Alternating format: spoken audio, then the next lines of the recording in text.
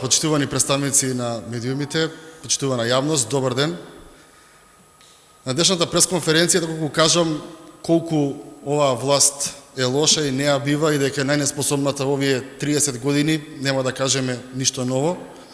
Она кое што сакам да го кажам како вовет во днешната пресконференција е тоа дека власта на Социјалдемократскиот сојуз и Зоран Заев се експерти во покачување на даноци и други давачки кон населението во Република Македонија. Власта на Заев својата неспособност и недомакинско работење ќе го покрива со кризен данок, кој сакаат да го прикажат како така наречена еколошка такса.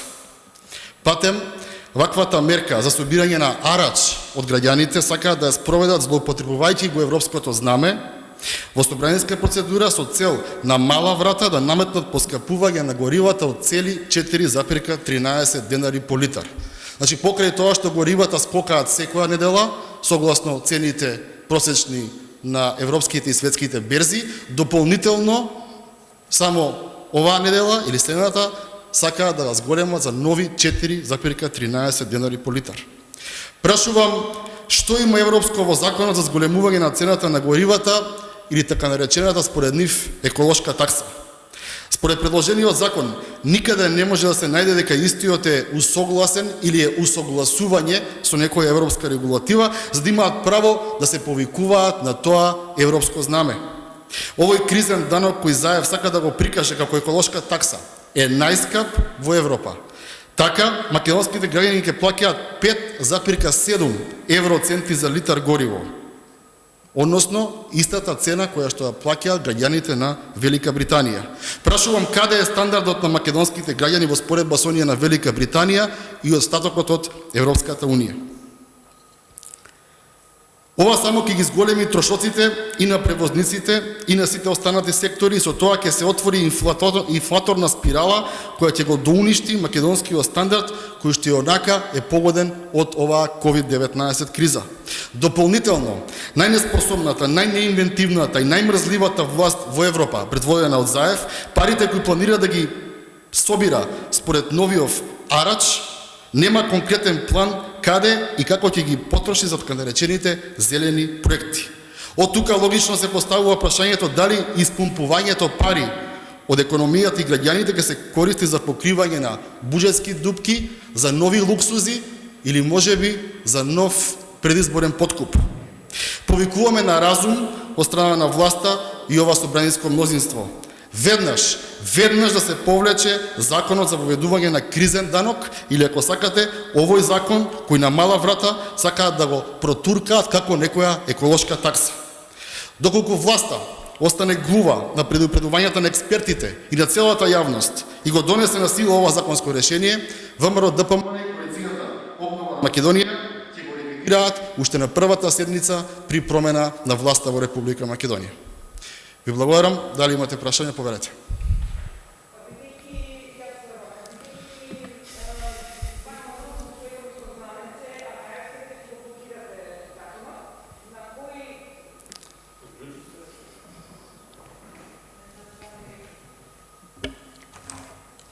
Бидејќи законот се носи со европско знаменце, најавено дека ќе биде со европско знаменце, а вие ВМРО ДПМН најави дека ќе го блокира законот, на кој начин ќе го блокирате сега законот?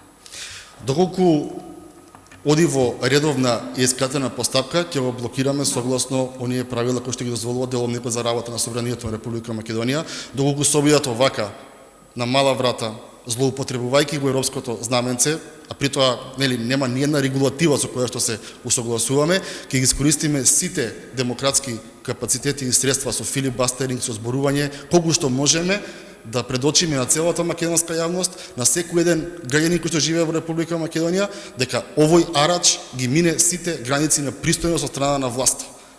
Сите граници на пристојност ги мине, многу ни качи акцизата, цело време наметнуваат нови даноци во собранието, односно во Комисијата за финансирање и буџет, како медиуми, доколку отворите ќе видите дека на секоја седница или има ново задолжување или има зголемување на нов данок према граѓаните. И логично прашање е, не е тоа популизам, не е само заради тоа што сме ние опозиција тие власт.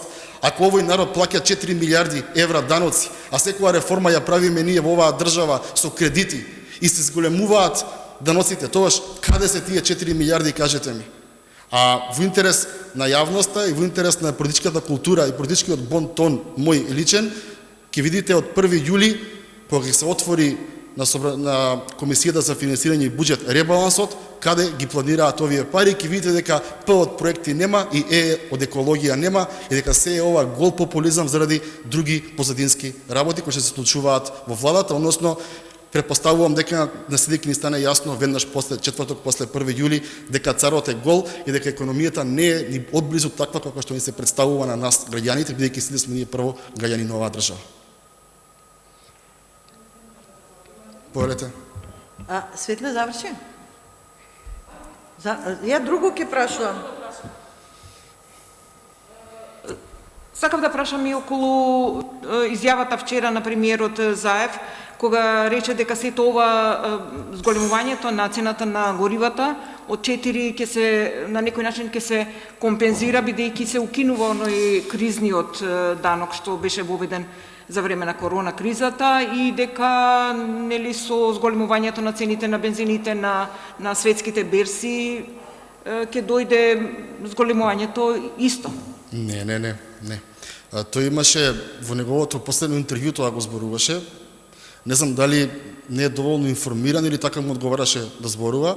Тоа беше во минатиот период, односно кога владата предводена, техничката влада предводена од Оливер Спасовски, имаше донесена одлука со законска сила каде што ДАП се вика тој трошок, тој е среден трошок кој се пресметува со математичка формула, доколку цената на горивата оди под 200 до 400 и над 600, и тогаш граѓаните плаќаат 2, односно 3 денари, и потоа тој имаше време на трање од 1 година, таа 1 година заврши, јас лично бев оној кој што го зборував тоа и од собраниска говорници и во дебатни емисии, понесов амандмани со кои што кажав дека не може она што било ексцес, односно што било антикризна мерка дека траела короната, му завршува времето на трајање, потоа истото, нели се сеќавате да се спушти за 2-3 денари цената на горивата и потоа ни го донесува во собрание во вид на закон кој што ќе трае додека трае и законот. Така да навистина многу се перфидни тие игри и се многу неискрени тие игри. И едното со другото нема никаква врска. Најодговорно тврдам, ова е ново поскапување. Јас сум свесен дека и не сакам да терам популизам од ништо, а најмалку од она што значи живот за секој од нас. Сите ние користиме гориво и сите ние се возиме, особено кои што живееме во Скопје, бидејќи таква е состојбата. Знаеме дека цената на горивата по пола денар расте, затоа што расте цената на суровата нафта, има поголема побарувачка во светот. И тоа е нормално, јас не го зборувам тоа. Ова се нови покрај тие денар и пол, пола денар неделно, ова се нови 4 денари преходно беа, 3 денари преходно беа, 3,5 денари, на вистина верувате повеќе од 12 денари по литар е премногу за овој стандард кој што го имаат граѓаните на државата. Каму ли ние да имаме стандард како во Велика Британија, па тогаш ќе плаќаме и акцизи како што плаќаат во Велика Британија. Велика Британија на вистина зима големи акцизи од овие стоки, од нафтите, од бензините, но таа враќа кон граѓаните. Имаат подобра плата, подобра економија, има ред, поредок.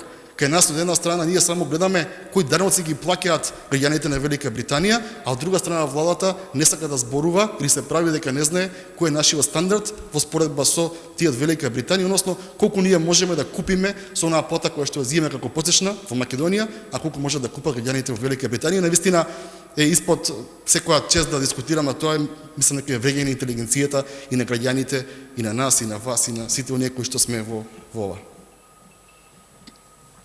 Пене Пренчов, ова ќе иде исто така како овој предлог, како измени на Законот за животна средина, но јас сакав да прашам околу оние претходните измени кои чекаат повеќе од 1 година. Значи вкупно 16 закони од областа на заштита на животната средина, меѓу кои за шарпланина, за амбиенталниот воздух, за прекршоците, чекаат ред за да бидат донесени. Значи, дури вчера министерот Нуредини рече дека за оваа 1 година, откако е тој министер во овој мандат, нема ниту еден закон од екологијата донесено во собранието. Што е проблемот? Има ли некоја посебна причина што не се носат закони од еколошката сфера?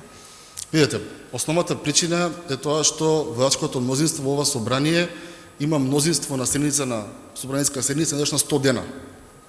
толку пати во просек имаат мнозинство и толку закони донесуваат, односно ги носат законите кои што им се битни во тој момент за дневна политика или за перспективно некоја недела плюс минус до тие 100 дена. Тоа е првиот дел. Вториот дел е за Шар планина конкретно помина расправата и во комисијата, помина расправата и на пленарна седница, но нема мнозинство да го усвојат, односно со завршување на седницата за Шар планина во собранието имаше не повеќе од 15 пратеници од водачкото мнозинство и нормално не можеа да помине тој закон.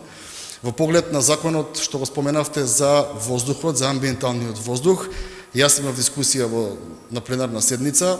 Исто така и тој закон е поминат и на комисиска расправа, поминат и на пленарна седница, исцрпени се дискутантите.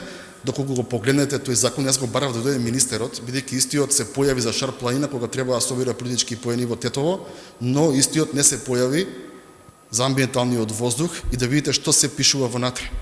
Тоа што го правел Коце Трајановски, потоа го правел Петре Шилегов, го ставија во закон да продолжат да го прават и другите градоначалници. Имавме закон за амбиентален воздух, почитувана, во кој што сите грижи за воздухот и сите одговорности се префрлаат на локалната самоуправа, ако има над 30.000 жители, а владата и министерството се оние кои што се должни по тој закон само да контролираат и да даваат забелешки.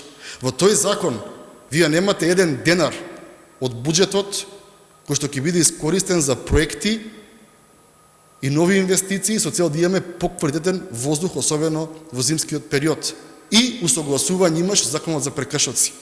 Ништо повеќе, најодговорно ви тврдам, јас дискутирав и го барав да дојде министерот. Ама за тој закон не сакаше да дојде во собранието, беше заменик министерката, помина како што помина и не ми е приоритет за гласање, а тоа можете да го видите дека не ми е приоритет за гласање. Утре има седница на собранието, нова седница, тој закон мислам дека не е. Не е факате за зборам, оно што го пролистав утрово, мислам дека не е. Така што во поглед на воздухот, на екологијата, не ги слушајте што зборуваат, не ги слушајте какви изјави даваат, отворете и видите ги буџетските ставки, бидејќи без средства вие не можете да имате проекти, без советна парична надокнада не можете да имате подобар воздух, видите како ги намалуваат за амбиентален воздух средствата и ќе ви стане јасно што се случува. Од кога Дуи се ребрендираше во Зелена партија, во ребалансот, реков дека нема многу да зборувам, има определена ставка, перспективно, но ќе видиме зашто е, односно ќе види јавноста во следниот период дали е навистина за воздухот или можеби има тука нешто друго. Како подпрашање, да, во процедура е и законот за отпад со кој повторно треба да се овозможи увоз на опасен отпад. Да. Поддржувате такво решение? Не поддржувам такво решение и никогаш нема да го поддржам. Јас сум човек кој што смета дека кога некој ќе стане премиер и нова влада, дека Република Македонија ниту почнува, ниту завршува со него. За жал таа пракса ние имавме овие 30 години плурализам во државата. Јас сметам дека сето она кое што било добро изминатиот период, независно од која влада го направила, треба да се продолжи, да се негува и да се унапредува, а сето она кое што било лоша политика, неквалитетна политика, треба да се стопира и да се направи алтернатива на истата. Сметам дека отпад во Република Македонија не смее да се внесува, тука не смееме да гориме, не смееме да го труеме населението, не смееме да предизвикуваме нови случаеви на канцер и на други заболувања кои што навистина ги покосуваат нашите граѓани. Мораме да бидеме одговорни, мораме да бидеме отчетни и мораме да трошиме онолку колку што можеме да собереме приходи. Владата и препорачувам да земе да се откаже од менување на пасати со највисока опрема и најскапи на секои 2 години, нека го прават тоа на секои 5 години и нема да имаат потреба да увезуваат отпад со кој што ќе го трудат населението за да дојдат повеќе пари во буџетот, а ако не може да се откажат од сопствените пасати кои што ги минуваат на 2 години, тогаш нека се откажат од дел. Не мора од целата партиска војска која што е во министерствата, општините и јавните предпријатија. Дали имате други прашања? Доколку нема, ви благодарам за присуството. Убав ден сите.